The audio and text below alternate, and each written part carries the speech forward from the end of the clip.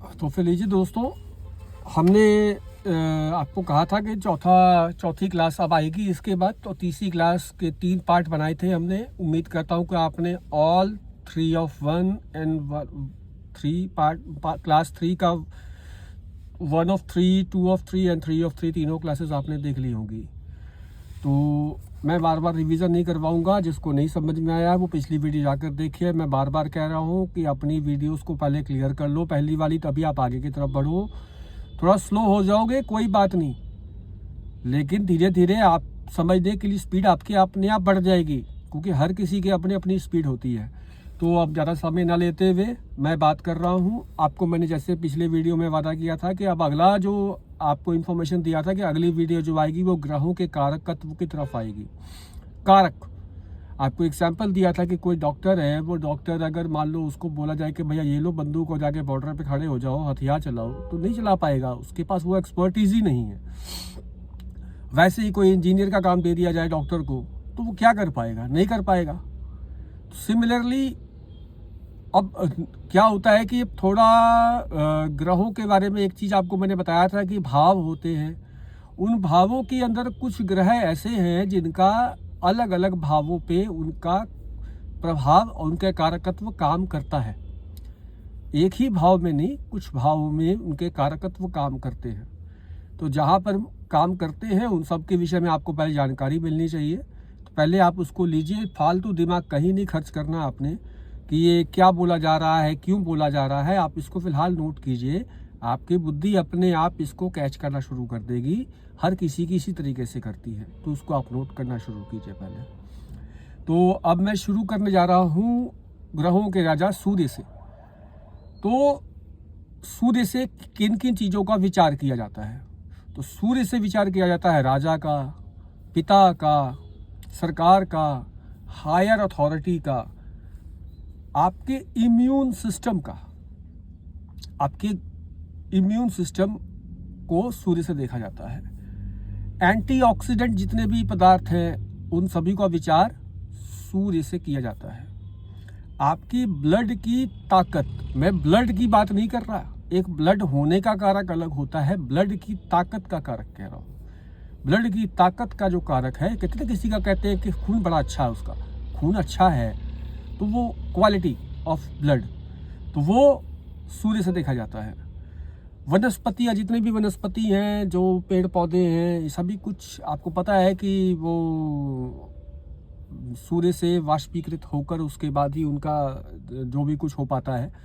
तो वनस्पतियों का कारक सूर्य है। जितने प्रकार के अनाज हैं, सभी प्रकार के अनाज सूर्य से देखे जाते हैं। मुख्य रूप से गेहूं देखा जाता है। कैल्शियम, आपकी बॉडी में कैल्शियम की कमी या डेफिशिएंसी या अधिकता हो तो उसका विचार भी सूर्य से किया जाता है। आपकी हड्डी का विचार यानी बोन, इसका विचार भी सूर्य से किया जाता है। आपकी हार्ट का विचार सूर्य से किया जाता है। आपकी आंखें नहीं, आंखों की रोशनी की बात की जा रही है। आंखों की रोशनी का विचार सूर्य से किया जाता है। किसी की होती ना आंखें सही है लेकिन रोशनी नहीं है, उसके अंदर रोशनी कम है, ये सब चीज़ों का विचार सूर्य से किया जाता है। स्वाभिमान हो गया।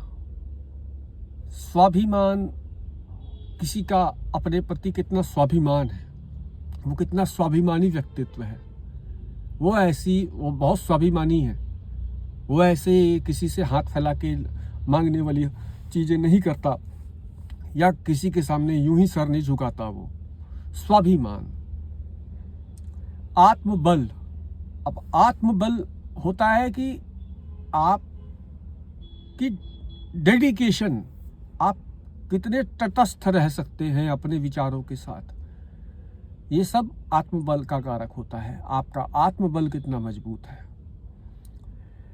तेजस्वी लोग होते हैं, कई लोगों को आप देखो कि इतने ब्राइट होते हैं, लगता है कि उनकी जो उनके स्किन के अंदर से जैसे लगता है कि सूर्य की कोई रोशनी फूट रही हो, इतना चमकता व्यक्तित्व होता है। कई लोगों के जो ध्यान पूजा पाठ करते हैं उनके भी तेज उत्पन्न हो जाता है उनके अंदर, या कुछ लोग योग करते हैं, योग से भी तेज उत्पन्न होता है। तो वो जितने भी प्रकार के तेज हैं वो तेज सूर्य का कारक है। जंगल, फॉरेस्ट, ये भी सूर्य का कारक है। पहाड़ सूर्य का कारक है। लकड़ी हो गई, लकड़ी भी सूर्य का कारक है। सोना, वो सोना सूर्य का कारक है। घी, जो हम शुद्ध घी खाते हैं, वो घी का कारक सूर्य है। माणिक्य रत्न होता है, जैसे कि पुखराज है, कोई मूंगा पहनता है, कोई कुछ पहनता है, तो माणिक्य एक रत्न होता है, लाल रंग का रत्न होता है, हल्का सा गुलाबीपन लिया हुआ, वो सूर्य का कारक होता है। यश, आपको जीवन में जो भी कुछ मिलता है, जो जितना भी आपका यश है, वो सभी कुछ सूर्य से देखा जाता है। ठीक है, उम्मीद करता हूँ कि आपने ये सभी कुछ पेन पेपर लेकर नोट किया होगा। देखिए, मैं इस एपिसोड को एंटरटेनिंग बनाने की कोशिश नहीं कर रहा हूँ। एंटरटेनिंग बनाने लगूंगा तो चीज़ें बहुत पीछे रह जाएंगी और केवल दिखावा आगे रह जाएगा। और एंटरटेनमेंट अगर आप इस वीडियो में खोज रहे हैं तो आप गलत जगह पर हैं। एंटरटेनमेंट के लिए पहले आप जाके कोई मूवी थिएटर जाकर, कोई इंस्टाग्राम पे या यूट्यूब पे या कहीं भी जाकर सोशल मीडिया पे अपने एंटरटेनमेंट करके आइए। वहाँ पे एंटरटेन होकर आ जाइए, अपनी भूख वहाँ पे मिटा लीजिए। क्योंकि जब क्लासेस चल रही हो, क्लासेस में एंटरटेनमेंट नहीं, यहाँ पे कंसंट्रेशन चाहिए होता है, एंटरटेनमेंट नहीं। यहाँ पे रिलैक्स नहीं, अटेंशन चाहिए। तो आज तारीख में कमर्शलाइज्ड वीडियोस, कमर्शलाइज तरीके से यूट्यूब, इंस्टाग्राम पे चीज़ें डाली जाती हैं, उसका अपना पर्पस है। बट यहाँ पर मैं आपको फ्री ऑफ कॉस्ट पढ़ा रहा हूँ, तो फ्री ऑफ कॉस्ट के लिए थोड़ा सा एंटरटेनमेंट को कहीं और से करके आइए, यहाँ पे सिर्फ कंसंट्रेशन कीजिए। तो जितना भी मैंने अभी आपको सूर्य के बारे में कारकत्व बताया है, पेन पेपर लेकर वापस से इन सब को पहले आप नोट कीजिए। यहाँ पर अभी आपको कुछ भी कैमरे से नहीं दिखाने वाला, मैं केवल नोट करवाने वाला हूँ।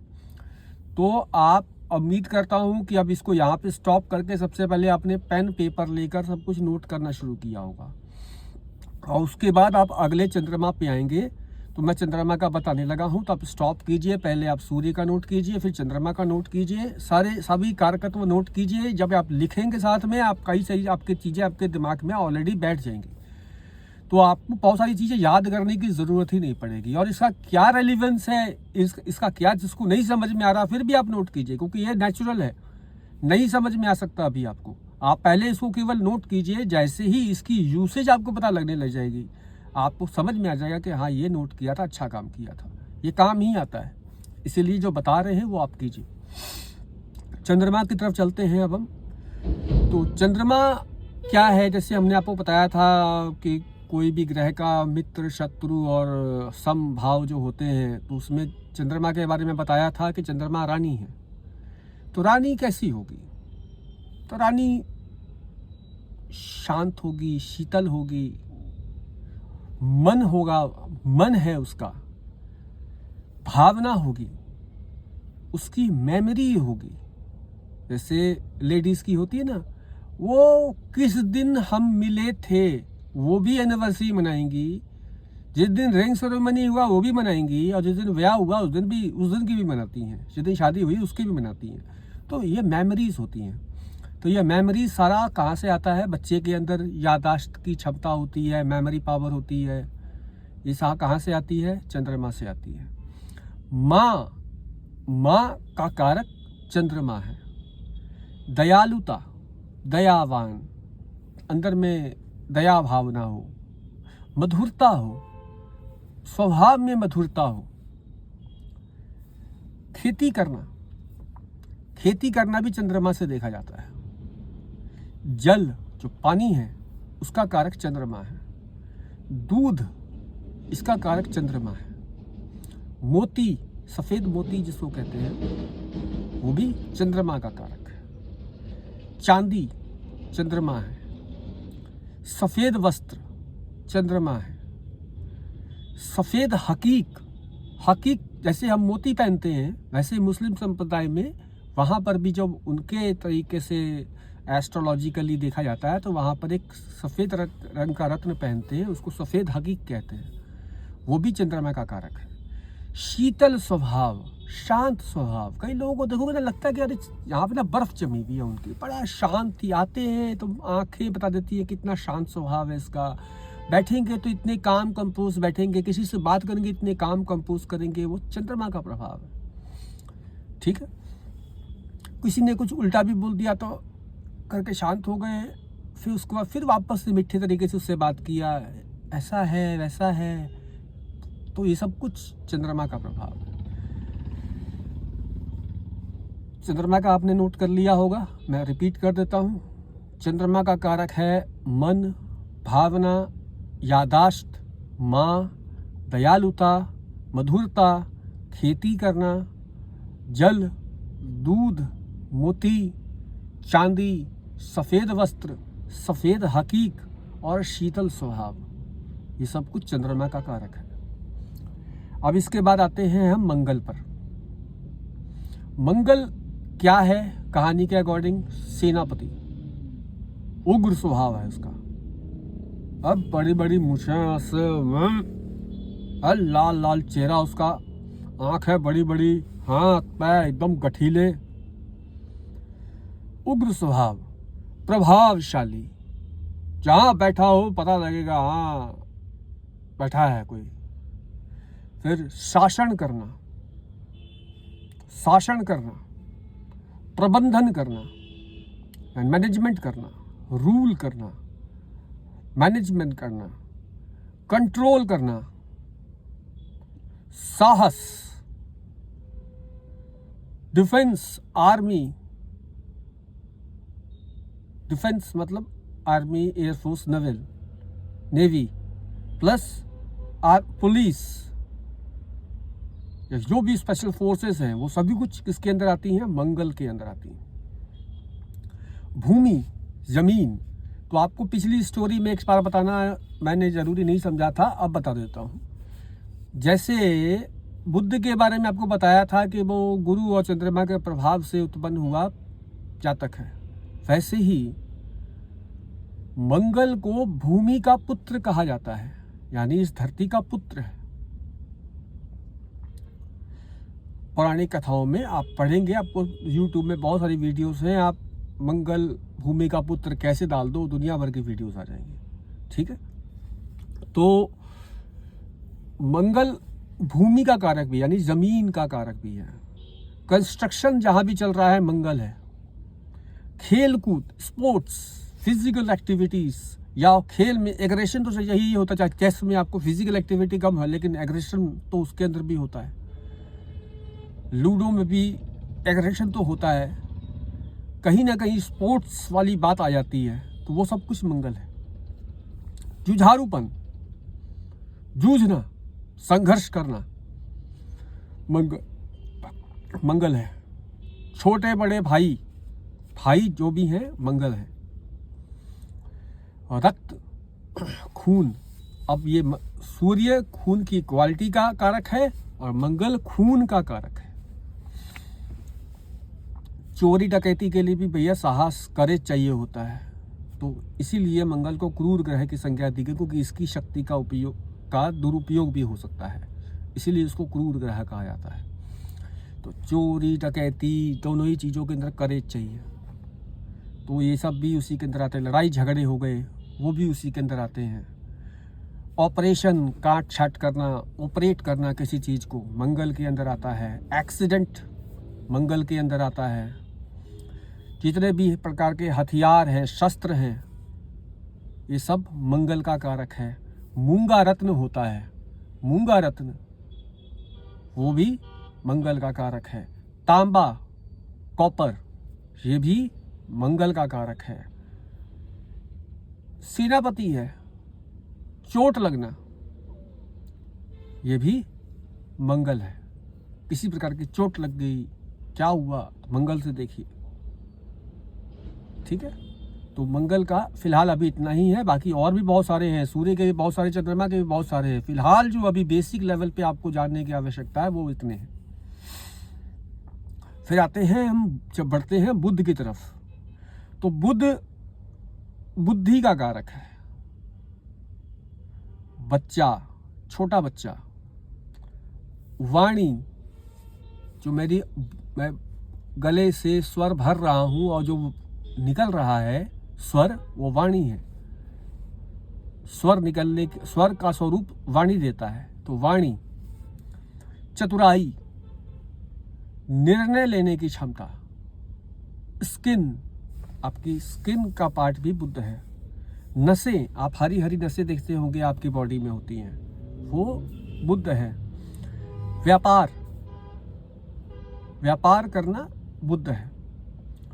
किसी प्रकार की कला, शिल्प कला, नाचना गाना, जिसमें महारत होती हो। अब जैसे कि एक है बिरजू महाराज और एक है नूरा फतेही, ठीक है, तो कौन महारत हासिल किया हुआ होता है? अनुपम खेर, नसीरुद्दीन शाह, ओमपुरी, ये लोग उस स्टेज के मजे हुए कलाकार हैं। ये बुद्ध है, कला आती है उनको, महारत है उनमें, ठीक है। उसके बाद अब जैसे कि मान लो कि इलेक्ट्रीशियन का काम मुझे नहीं आता, या आर्किटेक्ट हूं मैं। अब मैं थोड़े बहुत नक्शे खींचने जानता हूं, इसका मतलब थोड़ी कि मैं आर्किटेक्ट हो गया। अब आर्किटेक्ट एक महारत किया हुआ व्यक्ति होता है, डिग्री होल्डर व्यक्ति होता है। डिग्री होल्डर मतलब डिग्री, प्रिसाइसली डिग्री की बात नहीं कर रहा, लेकिन आप उसको पहचानते इस तरीके से नहीं, इसके पास प्रमाण है, प्रामाणिक व्यक्ति है, इस चीज के लिए इनके पास बहुत एक्सपर्टीज है, तो वो बुद्ध हो गया। उसके बाद किसी प्रकार का शिल्प कला, बच्चों को देखो कई तरीके की लकीरें उकेरने का बड़ा शौक होता है उनको, कुछ चित्र बना लेते हैं, कुछ कर लेते हैं, कोई खिलौने ला के देते हैं, इंजीनियरिंग वाली चीज़ें उसको अट्रैक्ट करती हैं, बुद्ध है वो। उसके बाद नाचना गाना, इन सभी के अंदर, जैसे पंडित जसराज, पंडित भीमसेन जोशी हो गए, ठीक है। तो अब ये शास्त्रीय संगीत, यानी शास्त्रीय संगीत महारत है इनके पास। शंकर महादेवन महारत वाले व्यक्ति हैं, ठीक है। जाकिर हुसैन अभी रिसेंटली वो पूरे हुए हैं संसार से, तो तबले के महारथी हैं वो, मतलब तबला उनके साथ उस प्रकार जुड़ गया है जैसे किसी के साथ उसकी छाया जुड़ी रहती है। इस प्रकार उन्होंने मतलब तबले को वहां तक लेके चले गए, ठीक है। तो इसी तरीके से बहुत सारे कलाकार हुए हैं, तो जो महारत हासिल किए हुए हैं वो सब उसी के अंदर आते हैं। मैं बार बार इसलिए समझाने की कोशिश कर रहा हूँ कि ये सब चीज़ें जब आपके पास आएंगी तो आपके दिमाग में ऑटोमेटिकली क्लिक हो जाना चाहिए। फिर उसके बाद आपकी वकालत, कोर्ट कचहरी में आप वकालत करते हो, वकील है, आर्ग्यूमेंट करता है, लॉजिक लगाता है, स्टेज बाय स्टेज आगे बढ़ता है, ये सब बुद्ध है। बिचौलिया, बीच का बिचौलिया होता ना, अरे आपको क्या चाहिए, ये चाहिए, हाँ हाँ वहाँ से प्रोवाइड हो जाएगा जी, आपको उधर बोला, हाँ जी आप माल दे दो जी, हम यहाँ दे देते हैं, हमारा बीच में कट हो जाएगा, ये बिचौलिया। बहनें, जितनी भी सिस्टर्स हैं वो बुद्ध से देखी जाती हैं। मासी बुआ भी बुद्ध से देखी जाती हैं। स्टेशनरी का सामान सारा बुद्ध है। किरियाना की शॉप, किरियाना के आइटम्स जो शॉप होती हैं, किरियाना, ये सब कुछ बुद्ध से देखा जाता है। हरा कपड़ा बुद्ध है। कांसा, कांसा धातु होता है, कांसे की बर्तन होते हैं, कांसा बुद्ध है। पन्ना रत्न होता है, हरे रंग का रत्न होता है जो आपने कई लोगों के हाथों में पहना देखा होगा, ये बुद्ध का कारक है। शास्त्रीय संगीत मैंने आपको बताया, शास्त्रीय संगीत भी उसी के अंदर आता है। आर्किटेक्ट भी उसके अंदर आता है। मैथमेटिक्स, जोड़ घटाओ गुना भाग, मैथमेटिक्स, जिसका बुद्ध स्ट्रांग है वो तुरंत हिसाब किताब करता है, मैथमेटिक्स बड़ा स्ट्रांग होता है। लॉजिक, जहाँ तर्क लगाने की आवश्यकता है, बुद्ध फटाक से थोड़ी तर्क लगाता है। ये सब भी कुछ बुद्ध का कारक है। उम्मीद करता हूँ कि बुद्ध आपका क्लियर हो गया होगा। इसके बाद आते हैं गुरु पे। तो गुरु क्या है? मंत्री है, सात्विक व्यक्ति है। तो जितने भी सात्विकता है किसी के अंदर अगर देखी जाएगी तो वो गुरु से देखी जाएगी। सरलता किसी के अंदर देखी जाएगी तो गुरु से देखी जाएगी। शिक्षक जो टीचर हैं, जो आपको शिक्षा देते हैं, वो गुरु हैं। आपके सलाहकार वो आपके गुरु से देखी जाएंगी। इसके बाद वित्त मंत्री, जैसे फाइनेंस मिनिस्टर हो गए किसी भी स्टेट के, या आपके ही किसी ऑर्गेनाइजेशन के अंदर कोई फाइनेंस देखता है, वो सब गुरु के पार्ट है। फाइनेंस, बैंकिंग इंडस्ट्री, उसमें काम करने वाले लोग गुरु से देखे जाते हैं। पेट गुरु से देखा जाता है। किडनी, लिवर, सब गुरु का पार्ट है। आपका वसा, मोटापा, ये भी गुरु से देखा जाता है। धन, माया, ये भी गुरु से देखा जाता है। ज्ञान, देखिए बुद्धि और ज्ञान में फर्क है। ज्ञान आपको ओपन एंडेड छोड़ता है और आपको इंफॉर्मेशन से भर देता है, ठीक है। तो ज्ञान जो है वो आपको स्थिर करता है और बुद्धि चलायमान करती है। तो ज्ञान आपको किसी चीज को समझ, जैसे राहु केतु के बारे में मैंने आपको बताया कि राहु केतु को समझना मुश्किल नहीं है, उसको समझने के लिए सही स्थिति में आना मुश्किल होता है। तो जो सही स्थिति में आने की प्रक्रिया है वो ज्ञान से आती है और उसको समझने की कला बुद्धि से आती है, ठीक है। तो ज्ञान ये होता है। इसको आजकल लोग बहुत ही नेगेटिव एस्पेक्ट में लेते हैं, अरे आप ज्ञान ना बांटा करो, ज्ञान ना बांटा करो। ज्ञान का असल अर्थ यही है।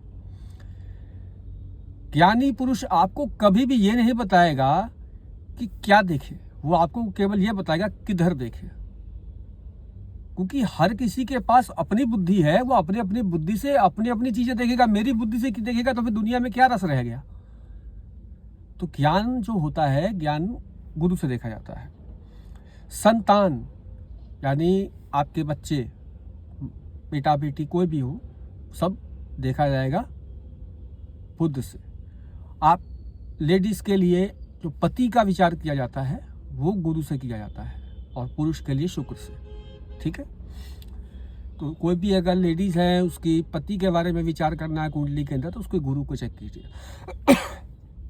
आपकी सुनने की क्षमता, श्रवण सुनना गुरु है। आपका पुत्र का कारक, मेजरली पुत्र का कारक गुरु है, ठीक है जी। अब आप गुरु से आगे बढ़ते हैं। अब हम आते हैं शुक्र पे। तो शुक्र को हमने क्या कहा था? दैत्यों के आचार्य हैं। सभी प्रकार के भोग जो हमारी जीवन जीने के लिए आवश्यक ना हो, उससे ऊपर की जो भी चीजें हैं, बेसिक नेसेसिटी से ऊपर जो भी कुछ है, वो मेजरली शुक्र से देखी जाती है। अच्छा खाना, अच्छा कपड़ा, मतलब वो कम से कम गुजारा नहीं है उनका। वो खाएंगे तो थोड़ा सा बढ़िया क्वालिटी का पहनना, तो थोड़ा सा और चमक धमक, थोड़ा सा ऐसा होना चाहिए कि हाँ, वो शुक्र है। ताम झाम, दुनिया भर का ताम झाम होता है कहीं पर। वो तो लड़ियाँ लगाई हुई हैं, कहीं झालर लटकाए हुए हैं, कहीं गाना बज रहा है, कहीं शीशे लगाए, कहीं परफ्यूम लगाया हुआ है, कहीं शीशे लगाए हुए हैं, चमका रखा पूरा, ताम झाम कर रखा पूरा, सब शुक्र है। आकर्षण, ये भी शुक्र है। सुंदरता, खूबसूरती जो दिखती है, सुंदरता, सब शुक्र है। संभोग, इतना ही बोलूंगा।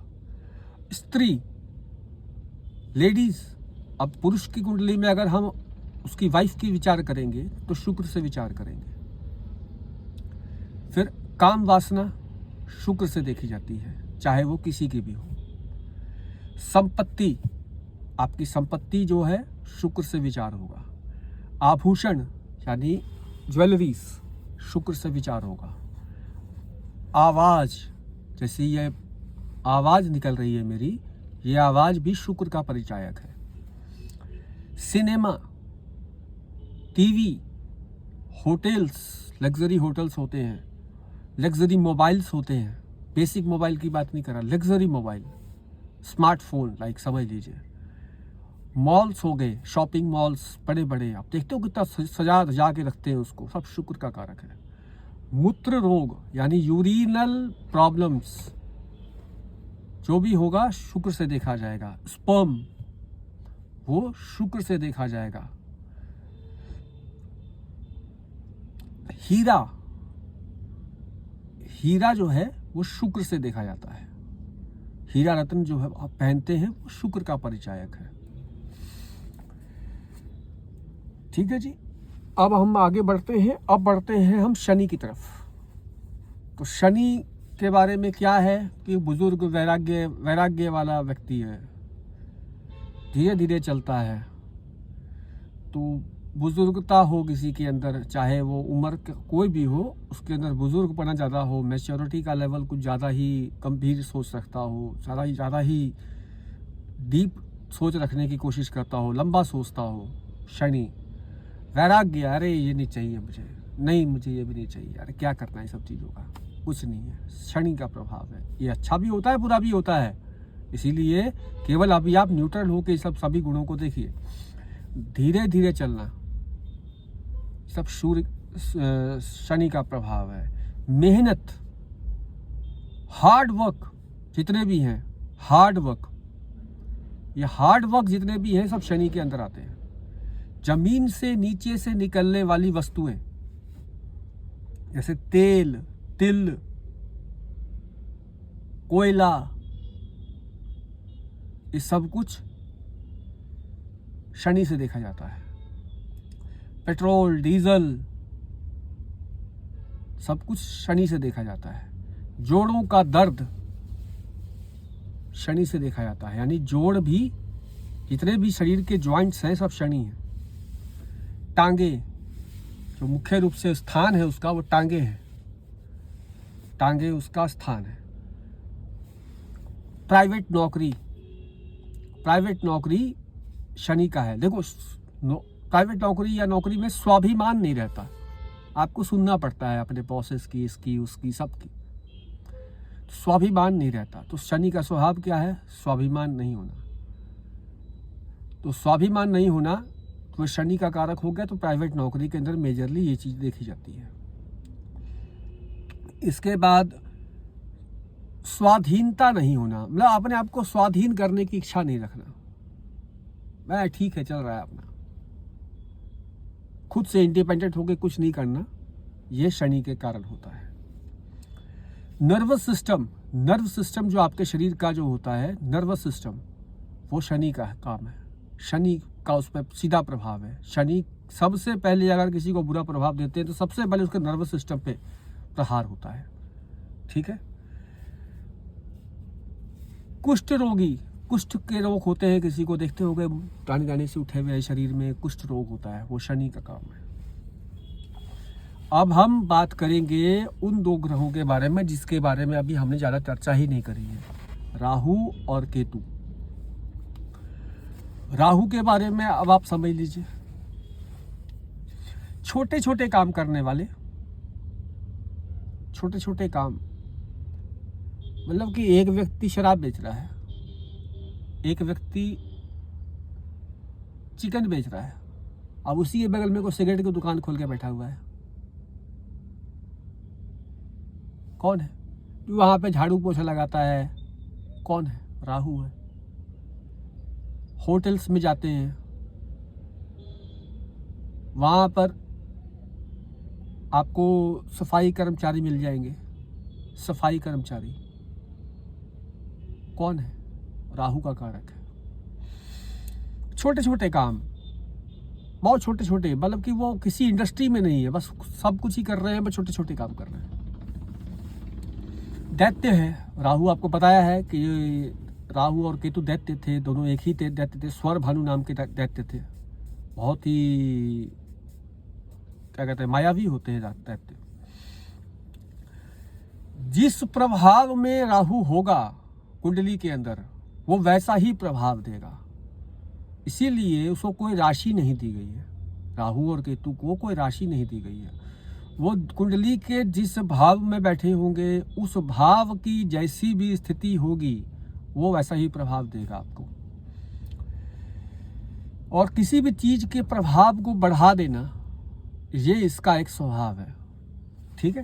तो किसी भी चीज के प्रभाव को बढ़ा देता है, वो एकाएक बढ़ा देगा किसी भी चीज को। नेगेटिव एस्पेक्ट में कहो तो रायता फैला देता है, ठीक है। इसके बाद गैस का कारक भी शरीर में गैस है, गैस राहु है। पथ भ्रष्ट करने वाला, आपको आपके सही रास्ता या जो रास्ते पे आप जा रहे थे वहां से भ्रष्ट कर दिया, पथ भ्रष्ट कर देना, ये राहु का काम है। नई खोज का कारक भी, बड़ी खोज का कारक भी, नई खोज और बड़ी खोज, दोनों ही खोज का कारक राहु है। बड़ी खोज जो हुए हैं, नए रिसर्चेस हुए हैं, सब राहु के कारण। पंजाबी में कहते हैं किसी को फुद्दू रस आ जाता है, और किसी को पता नहीं कोई एक फार्मूला है, सिगरेट फार्मूला क्या होता है? बस वही है कि एकाएक कुछ हो गया, उसका राहु कुंडली में बढ़िया रहा होगा, वो उसको पता नहीं क्या करने लगा, हो कुछ और गया और पता नहीं कुछ बढ़िया चीज ही हो गई, तो वो सिगरेट फार्मूला हो गया, वही बना के वो बेची जा रहा है। तो ये राहु का काम है। अच्छी और बुरे दोनों पार्ट में मैं आपको कह रहा हूँ। खोज, नई खोज, बड़ी खोज, इन सभी के अंदर। अब परमाणु बम किसी ने बनाया, अब उसको हम अच्छी खोज तो नहीं कह सकते भाई। दुनिया खत्म करने के जिसमें ताकत हो, ऐसी चीज बना के हमने करना क्या था? भस्मासुर को पैदा करके हमने करना क्या था? विदेश का कारक, विदेश से जुड़ी जितनी भी चीजें हैं, फॉरेन से रिलेटेड जितनी भी चीजें हैं, सब राहु हैं। विदेश भी राहु है। 7 प्रकार के अनाज, सतनाजा जिसको कहते हैं, जो हम लोग कई बारी सतनाजा हम लोग दान देते हैं या फिर पंछियों को डालते हैं, ये सब राहु को मना के रखने का कवायद है। जासूसी, जो दूसरे देशों में जासूसी या देश के अंदर ही कोई प्राइवेट डिटेक्टिव एजेंसीज होती हैं, सब राहु के कारण है। राहु उसका बहुत अच्छा होना चाहिए। चालाकियाँ, चतुरता, चालाकी में फ़र्क है। चतुर होना अच्छी बात है, आपका दिमाग चलता है अच्छा, लेकिन चालाकी दिखाना, बोला कुछ किया कुछ, मुंह में हाँ, मुंह में राम बगल में छुरी, चालाकी, ठगी, हाँ कर देंगे बाद में ठगी मार दी, चालाकी, ये राहु। लापरवाही जिंदगी में होती है, अंदाजा नहीं रहा किसी चीज का, लापरवाही हो गई, राहु। भूत बाधा, जितने प्रकार की भूत बाधा से ग्रसित लोग दिखते हैं, और उसको आप साइंटिफिक रूप में जो मर्जी मान लो, पर वो जो जिसको भूत बाधा, जिस अवस्था को भूत बाधा कहा जाता है, वो सब राहु के कारण है। भ्रम पैदा कर देता है, नई चीजें उसको दिखने लगती हैं। वहम, जितने भी वहम है, सब राहु है। क्रॉनिक डिजीज, मतलब क्रॉनिक डिजीज का कारक भी वही है और असाध्य बीमारी का कारक भी वही है। मतलब कि समझ ही नहीं आ रही बीमारी कौन सी है। और क्रॉनिक मतलब कि ऐसी डिजीज हो गई है कि भैया इसकी स्टेज ऐसी है कि इसको ठीक करने के लिए पता नहीं कितने तरीके के फॉर्मूले लगाने पड़ेंगे, पता नहीं उसके बाद भी ठीक होगा कि नहीं होगा। क्रॉनिक हो जाती है स्टेजेस। गंभीर रोग वही हो गया। गोमेद रत्न होता है एक, गोमेद रत्न पहना जाता है राहु के लिए। कुष्ठ रोग भी इससे देखा जाता है। समस्या को बढ़ाने वाला, किसी भी समस्या को और बढ़ा दे, छोटी सी समस्या थी और बढ़ गई, राहु। चमत्कारी है वो, चमत्कार शब्द केवल इसी से जुड़ता है। चमत्कार कर देता है एकाएक, एकदम पल में तोला पल में पासा। कल को खाकपति था, आज करोड़ोपति हो गया बंदा। आज करोड़पति है, कल को एकाएक खाकपति हो गया। चमत्कारिक तरीके से काम कर देता है, एकदम पैराडाइम शिफ्ट कर देता है चीजों को।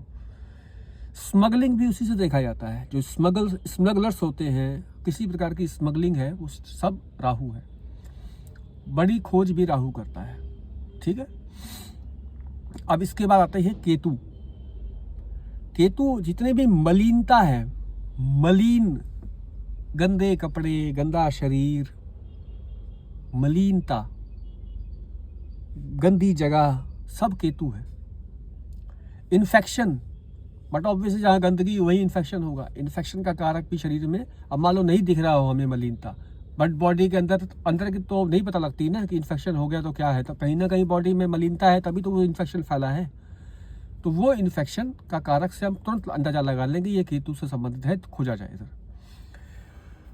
ओवर इमोशनल होता है, एक इमोशंस, भावनाएं चंद्रमा से देखी जाती है, बट ओवर इमोशनल हो जाए और बंदा बहुत ज़्यादा इमोशनल हो जाता हो किसी चीज़ को लेकर, जरा सी बात पे आंख में आंसू, इमोशनल होके गुस्से में आ जाएगा, अरे उसके मेरे साथ ऐसा किया, वैसा किया, ये किया, वो किया, ओवर इमोशनल,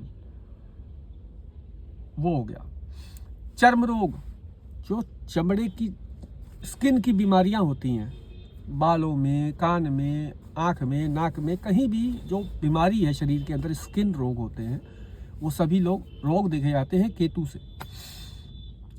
कट लगना, कट लग गया कहीं पर, हाथ कट गया किसी का, पैर कट गया किसी का, उंगली कट गई किसी की, कान कट गया किसी का, सब केतु के कारण। पस पड़ जाना, होता ना कि पीप भर जाती है घाव के अंदर, पीला पीला सा भर जाता है अंदर, सब केतु है। तड़पना, क्योंकि देखो जब गर्दन कटी थी, भगवान ने काटा था, तो सर तो ऊपर था, तड़प कौन क्या रहा था, धड़ तड़प रहा था। तो जो तड़पना एक ट्रेट है उसका, वो जिस भी भाव में होगा उस भाव से रिलेटेड तड़प दे देगा आपके अंदर। ये चाहिए ऐसा, जिस भाव में होगा वहां की तड़प देगा। नजर लगना केतु से देखा जाता है। ठीक है, किसी भी चीज से निर्मुक्त हो जाना, निर्मोह ही हो जाना, या उसको छोड़ देना, जाने देना, सब कुछ केतु से देखा जाता है। तो आपके ये 9 ग्रह कंप्लीट हो गए हैं, उम्मीद करता हूँ आपने नोट कर लिया होगा। तो हम उसके बाद अब आपको राशियों के स्वभाव के बारे में बताएंगे। अभी तो ग्रहों के स्वभाव बता दिए, अब राशि के स्वभाव बता रहे हैं। 3 प्रकार के स्वभाव होते हैं, वो तीनों प्रकार के स्वभाव को 4-4 राशियों में बांटा गया है। तो पहली राशि है 1 नंबर राशि। 1 नंबर राशि कौन सी हुई? मेष। चौथी राशि 4 नंबर राशि कौन सी हुई? कर्क। 7 नंबर राशि कौन सी हुई? तुला। और 10 नंबर राशि कौन सी हुई? मकर। 1, 4, 7, 10 इन राशियों को चर राशि कहा जाता है, चलायमान राशि, चर राशि। इसका प्रयोग आप पढ़ेंगे आगे समझ में आएगा, अभी आपको नहीं समझ में आएगा। जैसे कहीं कोई आते हैं ना, बंदे पूछते हैं किसी भी चीज़ के बारे में, तो शॉर्ट में आंसर आपने प्रश्न कुंडली लगा के देना है। तो प्रश्न कुंडली भी आप पढ़ोगे तो उसके अंदर आपको समझ में आएगा कि चर क्या होता है। लग्न देखते हैं तो लग्न में भी चर लग्न, स्थिर लग्न, द्विस्वभाव लग्न ऐसा पूछा जाता है। तो मुहूर्त निकालते समय सब भी काम आता है।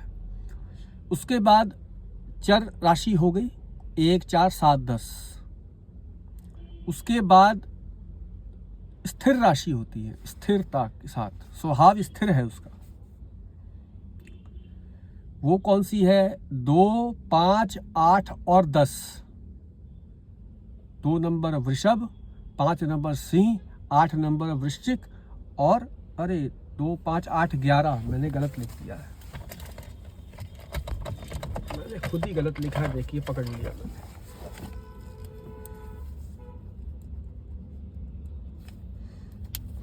तो 2, 5, 8, 11 ये जो राशि है इसको स्थिर राशि कहते हैं।